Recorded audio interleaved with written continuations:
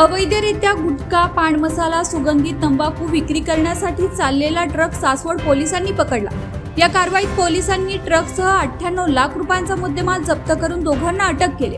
ही कारवाई सासवड नारायणपूर मार्गावरील हा स्वाद हॉटेल समोर सोमवारी 21 एप्रिलला दुपारी 3:45 वाजण्याच्या सुमारास करण्यात आली आहे। कमलेश कुमार, रामनरेश यादव आणि रणजित कुमार पटेल अशी अटक करण्यात आलेल्या आरोपींची नावे आहेत। या प्रकरणी पोलीस हवालदार जब्बार सय्यद यांनी सरकारच्या वतीने सासवड पोलीस ठाण्यात फिर्याद दिली आहे। पोलिसांनी दिलेल्या माहितीनुसार पोलीस हवालदार जब्बार सय्यद हे सासवड पोलीस ठाण्याच्या हद्दीत सोमवारी कर्तव्य बजावित होते। सय्यद हे कर्तव्य बजावित असताना पोलीस नाईक गणेश पोटे यांना सासवड नारायणपूर मार्गावरून बेकायदेशीरपणे गुटख्याची विक्री होणार आहे अशी माहिती एका खबऱ्यामार्फत मिळाली होती। मिळालेल्या माहितीच्या अनुषंगाने पोलिसांनी सासवड येथील स्वाद हॉटेल समोर सापळा रचून मोठ्या शिताफीने ट्रक पकडला।